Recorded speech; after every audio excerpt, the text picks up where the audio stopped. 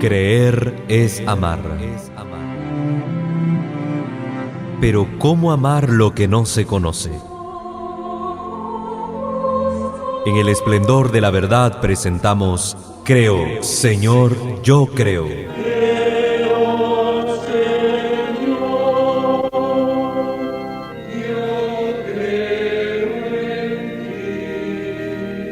Juntos profundicemos en cómo es la vivencia cotidiana de nuestra fe. Escúchanos y conoce más sobre nuestra fe católica.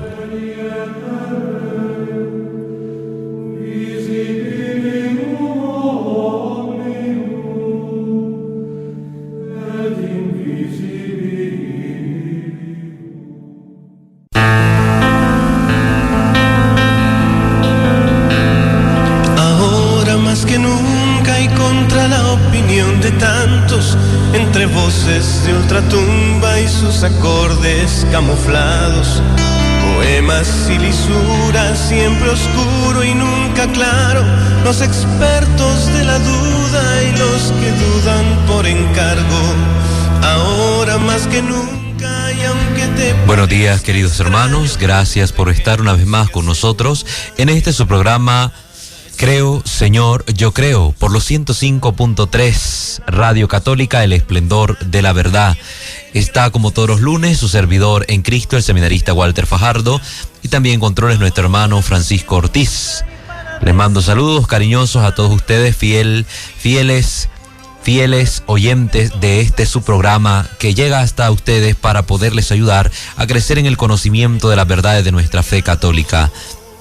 Un saludo de manera especial a las comunidades de la cuasi parroquia Santa Ana del Regadío. Mandamos un saludo a todas esas hermosas comunidades allá en El Pino, donde estuvimos evangelizando. También estuvimos evangelizando en San Luis. Un saludo también para todos ustedes. A nuestra hermana Lisette Moltalbán. Que nos está sintonizando, también un saludo para usted. Saludos para nuestra hermana Yaribet, ahí también en El Pino, nuestro hermano Isaac Torres, un saludo para ti también. Saludos hasta nuestra comunidad de San Luis, a los jóvenes de la pastoral y también a la pastoral del Pino. Hay mucha gente que está sintonizándonos ahí. A nuestra hermana Janet también un saludo para ti y tu familia, gracias por escucharnos. También a nuestro hermano Erling en El Regadío, a nuestra hermana Eva Molina, un saludo para ti también. A nuestra hermana Evita Montenegro, también para ti saludos. Le mandamos saludos a Eliezer Hernández, que es monaguillo, también conocido cariñosamente como Eliepu, un saludo para ti. Saludos también ahí a todos los jóvenes de la comunidad, para que sepan que siempre estamos ahí pendientes de ustedes, jóvenes. Pues un saludo para todos ustedes. Hasta Managua mandamos saludos a nuestra hermana Darlene Yasmina Sánchez, a su comunidad de guerreros también que se reúnen en casa de doña Jerónima. Un saludo para ti también. Saludos a nuestra hermana Gilda Bellorín, allá en Miami. Un saludo, también nos está sintonizando. A todos aquellos que están viéndonos a través del Facebook Live, un saludo, especialmente a nuestra familia. Así que un saludo para todos ustedes. A nuestros hermanos de Emaús, varones y mujeres de Emaús. Pronto tendremos el retiro de Emaús. Entonces un saludo para los varones que van a asistir a ese retiro. También saludos a nuestros hermanos de Casa de Vida Estelí y Casa de Vida Managua, que nos estén sintonizando. Y saludos pues a todos ustedes, a nuestros hermanos dueños de negocio acá en Estelí, a nuestra hermana Cristabel en Mundo Católico San Agustín, a quienes laboran con ella. También a nuestros hermanos de Farmacia San Sebastián, le mandamos un saludo cariñoso. A nuestra hermana Yadira hasta Almacén El Oriental, a nuestra hermana Ninosca en su negocio, nuestra hermana Norita, también un saludo para ti, y nuestros hermanos que nos escuchan en Librería El Huehuense. Saludos pues para todos los que me dicen que son fieles oyentes. Tal vez no los puedo saludar a todos, pero sepan que aquí estoy pues pendiente de esos saludos. Saludos a nuestra hermana Patti Luna, que nos está sintonizando a través del Facebook Live. Y pues a todos ustedes, recuerden nuestros números en cabina: 2714-0660, repito, 2714-0660, y también el 2713-9940, 2713-9940. Tenemos disponible el número celular para mensajes de WhatsApp o texto normal, ¿verdad? Como decimos, al 8830-2384. 8830-2384. Te puede enviarnos sus mensajitos de texto, y a los que tengan también mi celular privado, pues me pueden escribir y ahí yo les saludo al aire con mucho gusto. Pueden llamar en cualquier momento, o si no quieren interrumpir el programa, como ustedes mismos dicen, pues llaman a la hora de las pausas y les atendemos con mucho gusto. Un cordial saludo a todos ustedes y vamos a dar inicio entonces a nuestro programa.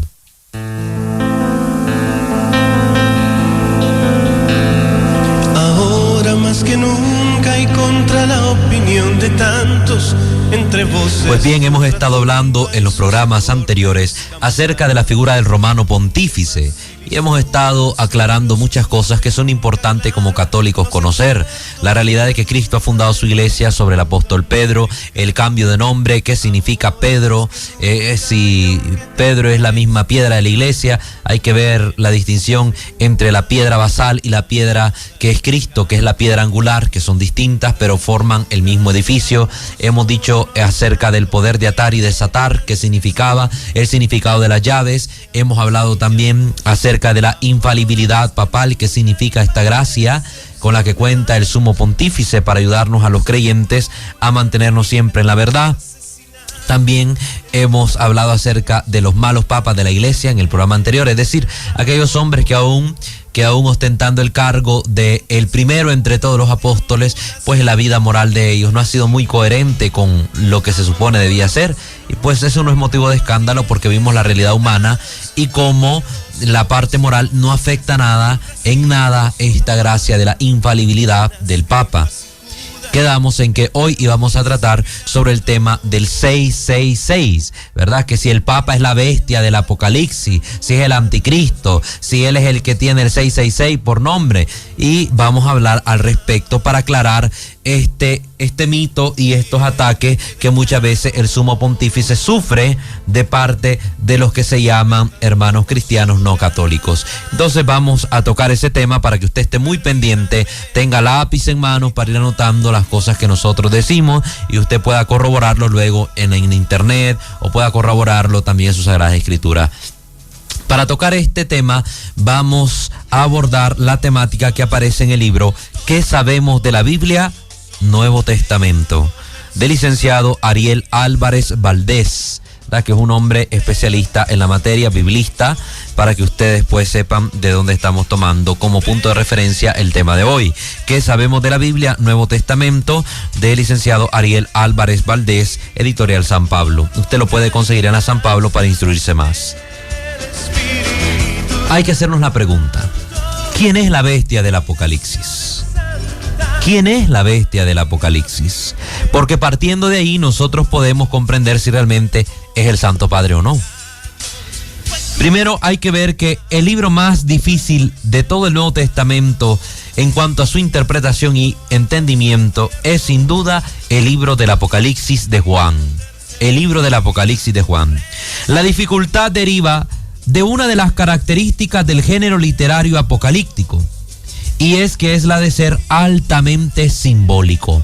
Es un libro llenísimo de símbolos, hermosos algunos y otros un poco que inspiran pavor en algunas personas, pero está rico en simbología y cada uno de esos símbolos debe ser auténticamente interpretados para no dar lugar a errores. La multiplicidad de imágenes empleadas, su originalidad, muchas veces desconcertante, un despliegue siempre imprevisible de la fantasía del autor, visiones y escenas inauditas, hacen que el lector se pierda en semejante laberinto de símbolos. Entonces, eso es lo primero que tenemos que aclarar. Que es cierto, es un libro difícil de interpretar por toda esa riqueza simbólica que presenta, pero hay que hacer una lectura atenta y detenida para poder comprender qué es lo que realmente el libro quería decir, sin sacarlo fuera de su contexto histórico. Recuerden, como una vez les mencioné, el libro del Apocalipsis ya se ha cumplido todo lo que está ahí escrito, porque era escrito para un tiempo específico, el tiempo en que el autor redactó el libro. Así que no estemos haciéndonos ilusiones de que vamos a ver que pasan un montón de cosas y anda gente inventando fin de mundo una y otra vez. Ya cuántos fines del mundo hemos vivido, según lo que decían todas estas personas, un montón. Somos leyenda, como dicen en el Facebook. Muchos son los personajes que desfilan a lo largo de esta obra. el cordero degollado, los seres llenos de ojos, aquellas 4 bestias delante del trono del Señor, las langostas gigantes, el ángel del librito, la mujer vestida de sol, el águila voladora, el dragón rojo, la gran ramera, el caballo blanco, el mediador, etcétera, un montón de símbolos. Sin embargo, de toda esta galería de personajes, ninguno es tan conocido y nombrado como la célebre bestia del Apocalipsis. Y lo decimos así todo con ese énfasis porque la gente lo pone todo como macabrón, ¿verdad? Aquello todo como misterioso. La bestia del Apocalipsis. Pues vamos a hablar de esa bestia. ¿Es posible saber algo respecto a esta bestia? Si bien es cierto que el mundo del Apocalipsis es muy diferente al nuestro y que resulta embarazoso para nosotros los occidentales, prisioneros de la lógica, tampoco hay motivo para exagerar la dificultad en la interpretación. Eso quiere decir que no existe razón alguna para dejarnos llevar por las interpretaciones más fantásticas, como si los símbolos fueran capaces de significar cualquier cosa. Los símbolos tienen con frecuencia un sentido establecido.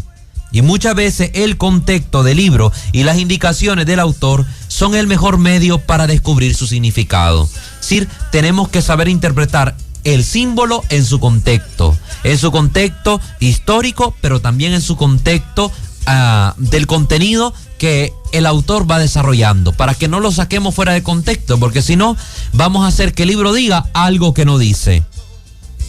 Con la bestia del Apocalipsis ha ocurrido lo mismo que con el anticristo famoso. Ha sido identificada con tantas personas, movimientos e ideologías, desde el emperador Nerón hasta Hitler, pasando por cuantos cismáticos y herejes ha habido, así como por los papas de la iglesia, que es imposible aquí presentar un elenco siquiera aproximado de todos los personajes con los que ha sido identificada esta famosa bestia del Apocalipsis. Además, todas estas atribuciones resultan tan gratuitas como fantásticas, son fantasiosos. Es decir, han sido sacados fuera del contexto. Hay que saber qué dice realmente la Escritura para saber quién es esta famosa bestia del Apocalipsis. Lo correcto sería preguntarle a Juan, el autor del libro, ¿a quién se refería él cuando hablaba de la bestia? ¿Es posible encontrar en el Apocalipsis alguna señal indicadora para no equivocarnos y poder precisar con certeza la identidad de la bestia? Pues parece que sí. El libro mismo nos va a arrojar estas luces. Y para que usted las sepa, pues vamos a ir a una pausa y luego de la pausa volvemos con estas luces claras para que usted pueda saber quién es la bestia del Apocalipsis.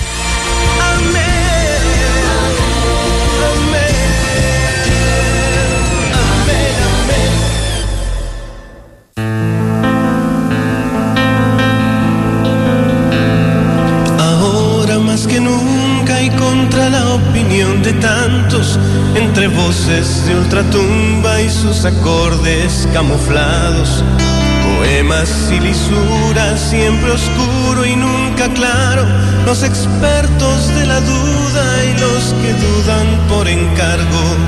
Ahora más que nunca, y aunque te parezca extraño, entre genios que aseguran que ahora ya nada es pecado, los óleos contra natura y el abuso de lo abstracto, y en el ecran se estimula. Gracias por continuar con nosotros, hermanos, y estamos hablando en este interesante programa acerca de la bestia del Apocalipsis. ¿Quién es? ¿Cómo saber realmente su identidad? Si podemos acusar a un papa de ser la bestia, a un personaje histórico de ser la bestia, ¿quién es realmente? Y para eso nos decía el autor de este libro, ¿qué sabemos de la Biblia?, el licenciado Ariel Álvarez Valdés, debemos preguntarle al autor del Apocalipsis para saber realmente quién es esta persona, quién es realmente la bestia del Apocalipsis. En diversos momentos del libro del Apocalipsis aparece la bestia, así como la descripción de su actividad en contra de los cristianos y de la iglesia de Jesús. Pero son dos los lugares claves para poder descifrar el misterio que encierra su figura: los capítulos 13 y 17 de la Biblia.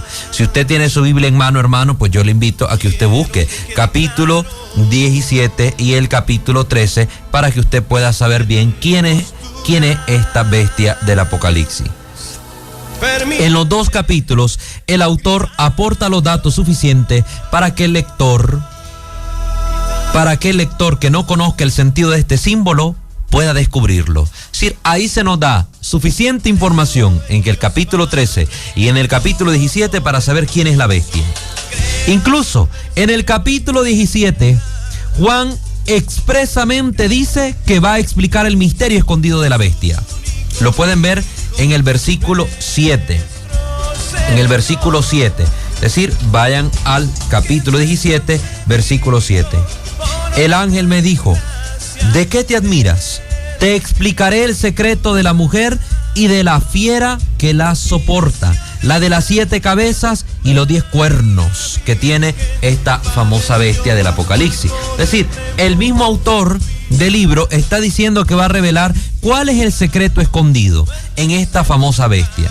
Porque, como se trata de uno de los personajes centrales del libro, Juan no quería que la gente fuera a sacar conclusiones erróneas sobre él, como lo han hecho un montón de hermanos protestantes.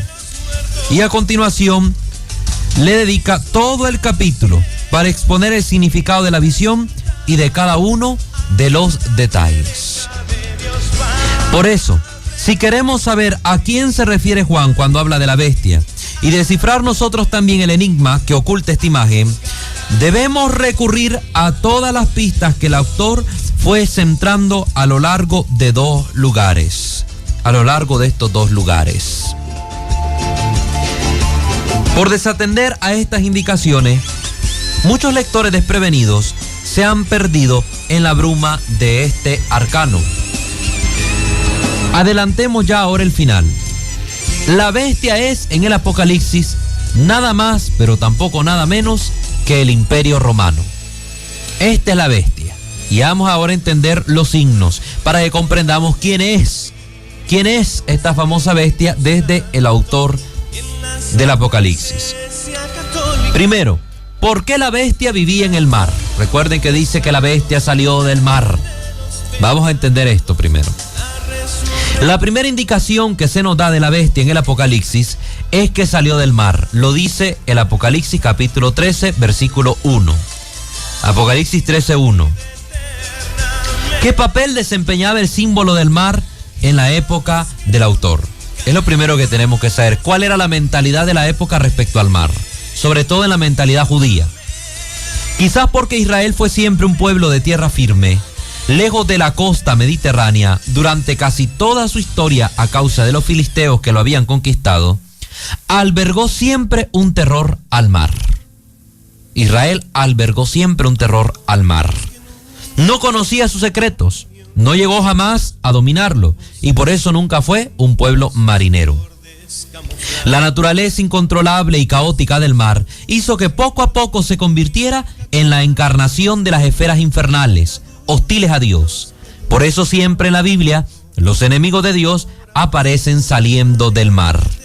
En este caso, que la bestia tenga su morada en el mar significa que pertenece al mundo de lo diabólico, de lo opuesto a Dios, de lo que se opone a Dios. Pero más concretamente, el mar aquí representa al mar por excelencia para los judíos, es decir, el mar Mediterráneo, al otro lado del cual se encontraba la sede del Imperio Romano. Es decir, al otro lado del mar estaba la sede del Imperio Romano. Por lo tanto, el enemigo que viene del mar a hacer la guerra a los fieles no puede ser otro que Roma, el Imperio Romano. Recuerden esto. Y aclaramos porque hay gente que dice que la Iglesia Católica Romana es el enemigo de los cristianos. No, hermano, no identifique Imperio Romano con Iglesia Católica. Son 2 cosas distintas. Y como usted, si lee un poco de historia, se dará cuenta, el Imperio Romano cayó hace muchos siglos atrás. Para que no ande diciendo cosas que no son, porque más bien la gente se va a reír de usted, querido hermano. No ande diciendo cosas que no son. Entonces decimos que el enemigo que viene del mar a hacer la guerra a los fieles no puede ser otro que Roma, que precisamente en la época en que se escribe el Apocalipsis, alrededor allá del año 90, bajo el reinado del emperador Domiciano, acababa de desatar una persecución sangrienta contra los cristianos. Se acordarán ustedes ya desde la época de Nerón, cuando se persiguió a los cristianos y se le dio muerte al gran apóstol de los gentiles, Pablo, y también a la cabeza de la iglesia visible, es decir, al apóstol Pedro. Miremos bien otra característica que nos dice Juan. Unos títulos que ofenden. Juan sigue refiriendo su visión y dice que la bestia tenía en sus cabezas títulos blasfemos, es decir, injuriosos contra Dios. Esta bestia tenía ¿cuántas cabezas? 7 cabezas. Tenía 7 cabezas. Y sobre cada una de estas cabezas tenía estos títulos blasfemos. Este simbolismo concuerda perfectamente con la costumbre que poco a poco fueron tomando primero Nerón y luego los emperadores siguientes, y que fue la de atribuirse títulos propios de la divinidad. Los títulos propios de Dios se los atribuyeron los emperadores, de modo que incluso se llegó a decir el divino emperador romano. Se le consideró al emperador como un dios. Entonces tenemos títulos como el de divino, el de hijo de Dios, el de adorable, el de salvador, el de señor, etcétera. Incluso algunos emperadores llegaron a hacerse adorar como Dios y erigieron estatuas de sus figuras y ordenaban al pueblo quemar incienso y hacer ofrenda delante de estas estatuas del emperador romano, que eran estatuas consideradas de la divinidad. Por tanto, el emperador blasfemó contra Dios. Él mismo se creía Dios. Semejantes pretensiones eran inadmisibles para los cristianos, que no tenían más Señor que a Jesús. Y eran solo adoradores del único y verdadero Dios. Por tanto, estos atrevimientos del emperador herían la sensibilidad de los cristianos. Pero ¿cómo era posible adorar a un hombre como Dios? Sobre todo a este hombre tan blasfemo. No se podía. Entonces aquí vemos ya otra clave. El emperador de Roma, los emperadores romanos, tenían estos títulos blasfemos, para que vayamos identificando lo que dice Juan acerca de la bestia con el imperio romano. Vamos a ver ahora la leyenda de Nerón redivivo, es decir, este hombre que volvió o volverá de la muerte, entre comillas. Entre las peculiaridades de la bestia se nos cuenta que una de sus cabezas parecían herida de muerte, pero que su llaga mortal se le había curado. Apocalipsis 13:3. Apocalipsis 13:3. Si más adelante nos revela el secreto de cada una de las 7 cabezas de la bestia, y esta nos dice que son emperadores, reyes. Vayan a Apocalipsis 17:9. Se los voy a leer aquí nomás. Apocalipsis 17:9. Aquí se pondrá a prueba el talento del perpicaz. Las 7 cabezas son 7 colinas donde está entronizada la mujer, pero son también 7 reyes. 5 han caído, 1 está reinando, otro no ha llegado aún, y cuando venga durará poco. Entonces, el mismo autor del Apocalipsis nos está diciendo quién es la bestia, y nos está diciendo que esas 7 cabezas tienen un doble simbolismo. Primero, son 7 colinas. Como sabemos, el imperio romano estaba sentado sobre 7 colinas, que no debemos identificarlos con el Vaticano, porque muchos dicen es que en las 7 colinas está el Vaticano. No, querido hermano. Primero que todo, las 7 colinas están por un lado y el Vaticano por otro. El mismo Vaticano está asentado sobre un monte que se llama el Monte Vaticano. Y el Monte Vaticano no forma parte de los 7 montes en donde estaba encerrado, entre comillas, el Imperio Romano. Les aclaro esto para que no quede más duda. Si usted no me cree, busque la geografía de Roma y vaya y compruebe que si lo que yo estoy diciendo es verdad o lo estoy engañando. Vaya usted y busque lo que le estoy diciendo. Entonces, el primer simbolismo se nos explica, representa las 7 colinas donde estaba sentado el Imperio Romano. Y lo segundo nos dice que esas 7 cabezas también representa a los 7 emperadores, a 7 reyes, a 7 emperadores. Y ya vamos a seguirnos introduciendo más en esto. Vamos a ir a una pausa así para que regresemos y entremos más de lleno en esto.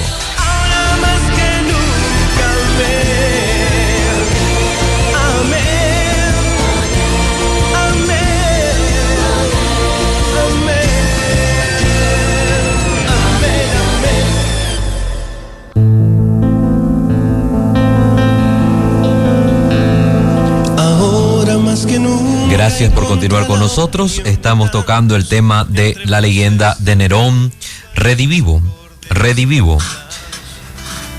Estábamos diciendo que el mismo Juan, escritor del Apocalipsis, nos dice quién es la bestia y el significado de su simbolismo.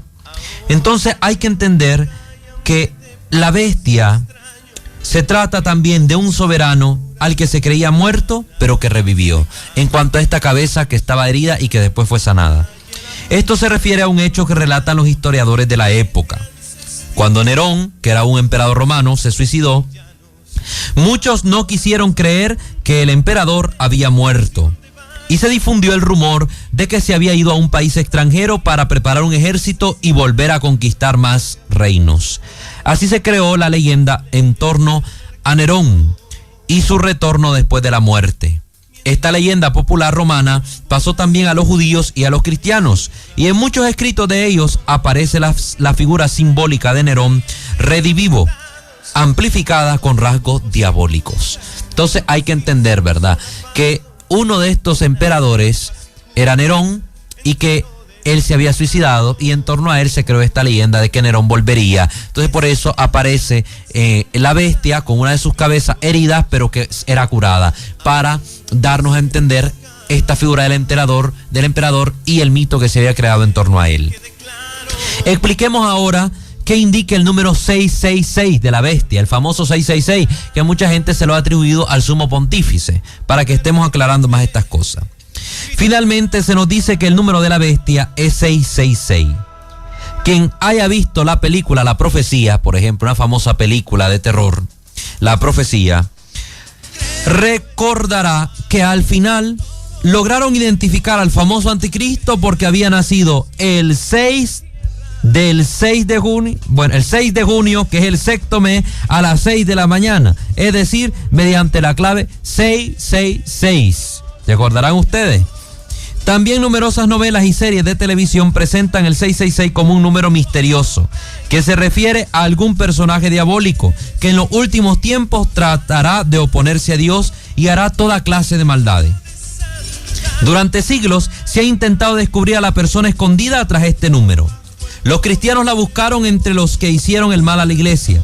Las sectas tratan de identificar el número con el nombre o los títulos de algún papa, como lo hace, por ejemplo, los adventistas con su fundadora Ellen White, que trataba de identificar a la bestia con el papa, cambiando incluso el título del papa. El papa es Vicarius Christi, el vicario de Cristo. Pues ella, para darle significado a las letras que componen el título del papa, cambió el título del papa y decía que el papa lleva por título Vicarius Filii Dei, vicario del Hijo de Dios, para desde ahí, desde la suma de las letras de ese título, sacar el 666. Eso lo pueden encontrar en el libro del padre Amatuli, Diálogo con los protestantes, para el que quiera profundizar más. Pero el título del papa nunca ha sido Vicarius Filii Dei, siempre ha sido Vicarius Christi, vicario de Cristo, para que no se dejen engañar por la secta, especialmente por este movimiento adventista que identifica la bestia con el papa. Y de ahí estas personas concluyen que la Roma a la que se refiere el Apocalipsis y que debe ser destruida es la Iglesia Católica. Cosa más errada no se puede decir. Al poco tiempo de ser elegido Reagan como presidente de los Estados Unidos, muchos alzaron la voz diciendo que estábamos en los últimos tiempos y que el anticristo había aparecido en la persona de este presidente, Ronald Reagan, ya que en cada uno de sus nombres, Ronald, Wilson, Reagan, habían 6 letras, lo que daba precisamente 666. Y no faltaban quienes en etiquetas, rótulos y hasta en marcas de champú creen encontrar el fatídico número. Hay gente bien supersticiosa. La placa del carro, si termina en 666, prefiere vender el carro antes que quedarse con esa placa. Si el celular le lleva el número 666, prefiere cambiar de chip antes que andar ese número. No, hermanos, ¿cuál es esa locura? Nosotros no somos supersticiosos. No podemos andar con esas supersticiones. Hay que tener cuidado. El 666 indica precisamente, pues, una imperfección, lo más imperfecto de todo. Primero, el número perfecto en la escritura es el número 7. El número 6 es imperfecto porque le falta 1 para llegar al 7. En la Biblia, cuando algo se repite 3 veces, es identificado con lo superlativo. Sí, aquí decimos lo mejor, Pues para indicar que algo era lo mejor o lo más de algo se decía 3 veces. Por eso en la Escritura, para indicar que Dios es el más santo, se dice Él es el santo, santo, santo. Pues al repetir aquí 3 veces el número 6 se está identificando que es lo más imperfecto de todo. La bestia es lo más imperfecto de todo. Y en el caso de identificarlo con este animal surgido del mar, que decíamos el mar era lo más diabólico, entonces decir era lo más pervertido, lo más perverso de todo, que era el Imperio Romano, como lo ha aclarado el mismo Juan, escritor del Apocalipsis. Entonces, toda esta clase de interpretación donde se rebusca significados, símbolos, signos para identificar la bestia con el Papa o con la Iglesia Católica o con cualquier otra cosa que no sea el simbolismo real, pues están orinando fuera del huacal, hermano. Es lo peor que se puede hacer, carece de fundamento y nada tiene que ver con la intención del autor. Algo que se puede calcular. Veamos qué es lo que dice el Apocalipsis. La frase en cuestión está en el capítulo 13, versículo 18. Capítulo 13, versículo 18. ¿Qué dice la Biblia? Aquí se pondrá a prueba el talento. El que tenga inteligencia que calcule el número de la bestia. Es número de una persona y equivale a 666. Primero está diciendo que es número de una persona. No podemos identificarlo con la iglesia, porque la iglesia no es una persona. La iglesia es el cuerpo de Cristo conformado por muchos creyentes. Entonces no estén haciendo esa identificación de que la bestia es la iglesia. Entonces miremos lo que se puede hacer. En el capítulo 13, versículo 18 se nos dice es número de una persona. Ahí termina la descripción de la terrible bestia que persigue y mata a los cristianos. Y de una segunda bestia que hace una estatua de la primera para que todos la adoren. Después de haber presentado estas figuras simbólicas, Juan quiere ofrecer a sus lectores una ayuda para que descubran el secreto y comprendan lo que está diciendo. Y les presenta una especie de acertijo que hay que resolver y que dice así: aquí se requiere sabiduría, que el inteligente calcule la cifra de la bestia, pues se trata de la cifra de un hombre, 666. El autor, como se ve, invita a los inteligentes a calcular. Entonces no se trata de algo que iba a suceder en el futuro, sino de algo que ya era conocido para los lectores y que podían calcular con un poco de inteligencia. ¿Están escuchando bien? La invitación a conocer quién era la bestia era a través de un signo, de algo conocido para los lectores de la época. Por eso les decimos, el Apocalipsis ya se cumplió. No ande buscando que aparezca la bestia hoy en el año 2017. No, hermanos. Ya esto ya se cumplió y ya se indicaba por Juan quién era la bestia y los que vieron, los contemporáneos de Juan, supieron identificar quién era esta bestia. La clave de todo esto es la gematría. La gematría. ¿Qué es la gematría? Bueno, este cálculo que se hace y que se hace a partir del valor numérico que tienen las letras. El valor numérico que tienen las letras. ¿Qué es la cifra de un hombre? Esto del 666, la cifra de un hombre.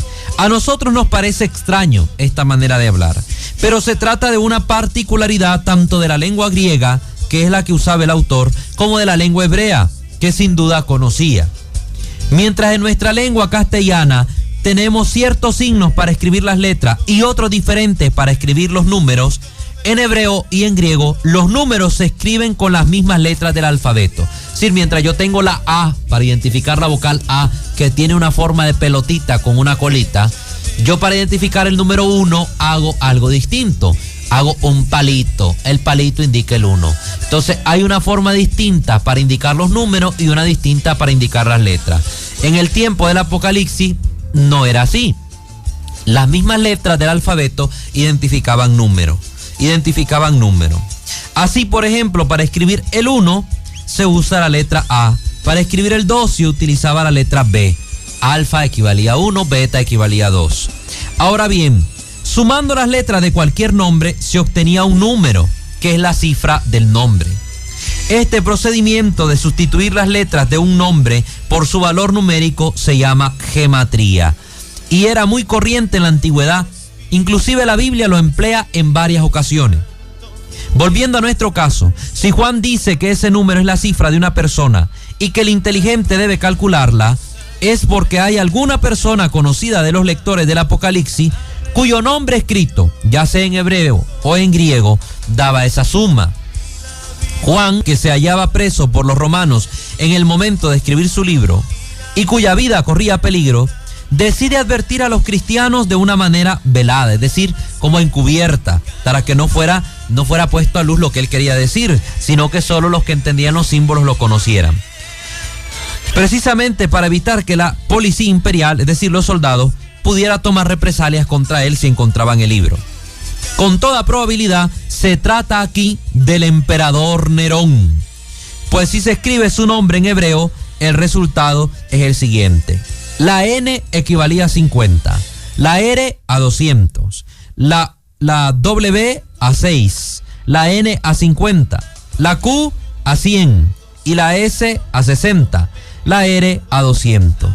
Toda esta suma de letras da el equivalente a 666, con lo que las letras del nombre Nerón César, que es el título que se le da, Nerón el nombre y el título César, da el equivalente al 666. Por tanto, esa cifra pertenece a Nerón César. Los primeros cristianos que se escondían y ocultaban todas sus cosas a los romanos persecutores habrían conocido perfectamente la clave.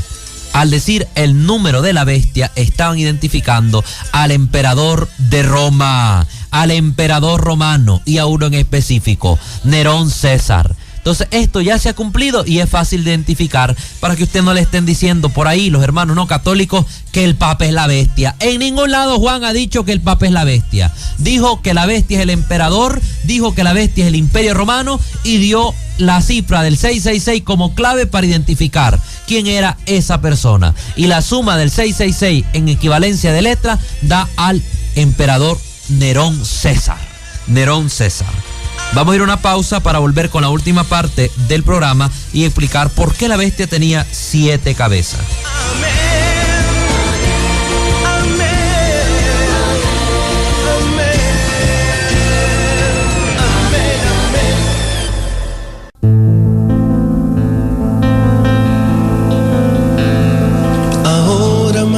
Gracias por continuar con nosotros. Saludos a nuestra hermana Yamilet, que se nos ha reportado desde el regadío mientras estábamos en la pausa comercial. Pues estamos hablando acerca de la bestia. Creo que ya nos ha quedado claridad de esto, ¿verdad? Ya no podemos identificar en ningún momento ni darnos vuelta identificando a la Iglesia Católica o al Papa con la bestia, que nada que ver. Ahora explicamos por qué la bestia tenía 7 cabezas. Por si fuera esto poco, en el capítulo 17, Juan vuelve a dar otras indicaciones para que al lector no le queden dudas de quién es la bestia. Dice que las 7 cabezas de la bestia son 7 colinas, versículo 9 del capítulo 17. Todo el mundo sabe que la ciudad de Roma es famosa por haber sido construida sobre 7 colinas. Por lo tanto, la identificación de la bestia con el imperio es clarísima. Pero luego añade, son también 7 reyes, 5 han caído, 1 es y el otro no ha llegado aún. Cuando llegue habrá de durar poco tiempo, y la bestia que era y ya no es, hace el 8º, pero es uno de los 7 y camina hacia su destrucción. ¿Qué quiere decir todo esto, hermano, que se ve todo enredado? Muy simple. Si las 7 cabezas de la bestia son 7 reyes, bastará con averiguar quiénes fueron los primeros emperadores y tener así la clave para resolver todo el problema. Váyanse a la historia, revisen la historia del Imperio Romano y usted se va a dar cuenta. Y parecía tan difícil y es algo tan sencillo. El texto del Apocalipsis dice que los 5 primeros ya han pasado. Estos eran Augusto, Tiberio, Calígula, Claudio y Nerón. Por lo tanto, Nerón ya había muerto. Ahora está el 6º, que es Vespasiano. Luego vendrá el 7º, que durará poco tiempo, y fue Tito, que no alcanzó ni siquiera a gobernar 2 años.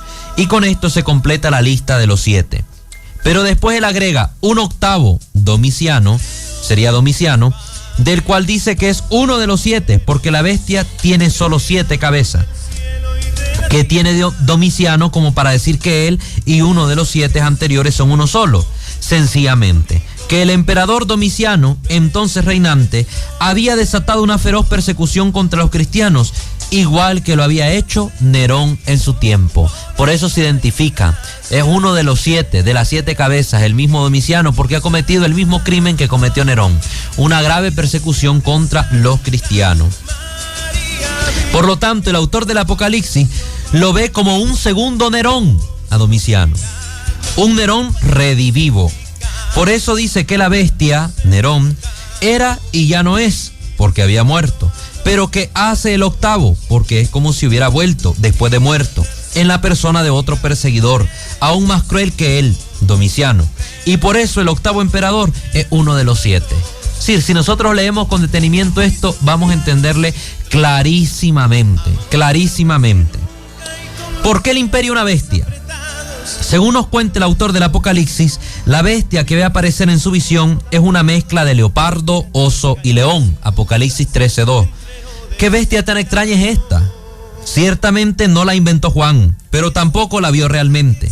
El que conoce los libros del Antiguo Testamento se da cuenta inmediatamente de que esta es un compendio de las 4 bestias que el profeta Daniel vio en su aparición, de las cuales las 3 primeras se asemejaban al león, al oso y al leopardo. Esta visión de Daniel la encontramos en Daniel capítulo 7, versículos del 1 al 8. Entre esas 4 bestias sumaban 7 cabezas y 10 cuernos. Por eso la del Apocalipsis también tiene estas características, como la bestia descritas por Daniel. ¿Y por qué Juan, para referirse al Imperio Romano, tomó precisamente este símbolo? Porque a partir del tiempo de Cristo, el judaísmo había empezado a interpretar la 4ª bestia de Daniel como figura de este reino, ya que el general romano Pompeyo, en el año 64 a.C., había invadido Jerusalén, ganándose el odio de todos los judíos. Por eso se identificaba ya desde el tiempo de los judíos a Roma con esta 4ª bestia. En efecto, nos han llegado muchos escritos antiguos en donde se habla de los romanos como de una bestia feroz enemiga de Dios. Juan, al componer su libro en forma de visiones, recurre a una metáfora fácilmente deducible por sus oyentes. El misterio, pues, no lo era tanto, el misterio de la bestia. Ya sabemos entonces quién es la bestia. La bestia, en cuanto al símbolo, es un conjunto de las bestias vistas por Daniel en su visión en el capítulo 7, versículos del 1 al 8. Las 7 cabezas tiene un doble simbolismo. Representa las 7 colinas donde está sentado el Imperio Romano y también representa a 7 emperadores romanos. Los títulos blasfemos hacen alusión a los títulos que los emperadores se habían puesto a sí mismos: divino, adorable, salvador, etc. Y por tanto, la bestia es el Imperio Romano.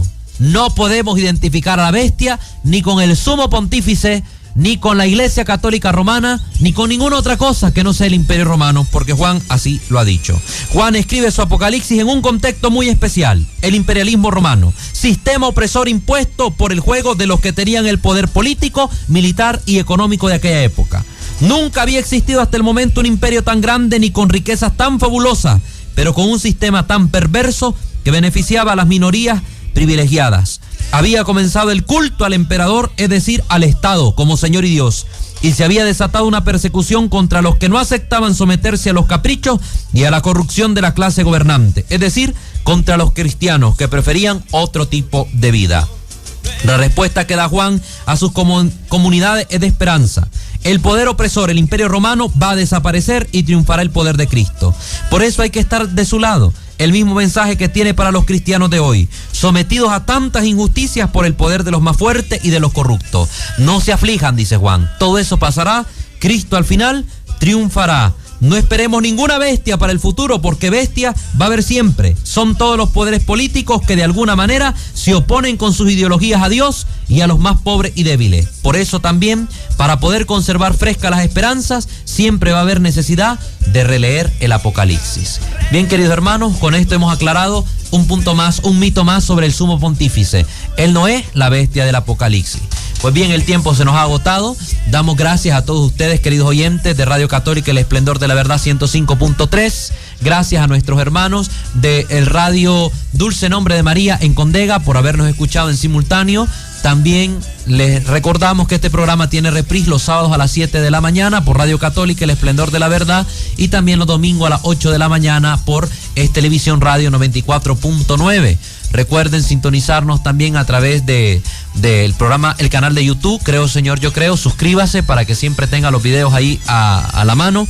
Y también dele like al fanpage de Facebook, Creo Señor Yo Creo, para que usted esté al tanto de todas las publicaciones que hacemos ahí para su edificación en la fe. Gracias a todos los que nos sintonizaron. Gracias. Un saludo especial para todos ustedes. Les pido sus oraciones por mi persona. Oremos por el obispo para que Dios siempre le ayude, Monseñor Mata. Y oremos también por esta radio para que siga siendo testimonio de la verdad y difundiendo la palabra de Dios a todos los rincones de la diócesis. Estuvo con ustedes su servidor en Cristo, el seminarista Walter Fajardo, y también nuestro hermano Francisco Ortiz en controles. Que Dios les bendiga a todos, tengan una feliz semana y será hasta una próxima edición.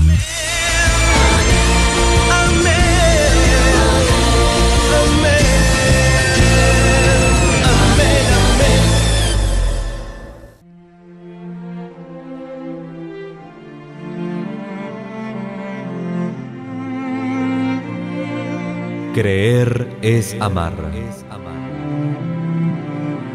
Pero ¿cómo amar lo que no se conoce? En el esplendor de la verdad hemos presentado Creo, Señor, yo creo.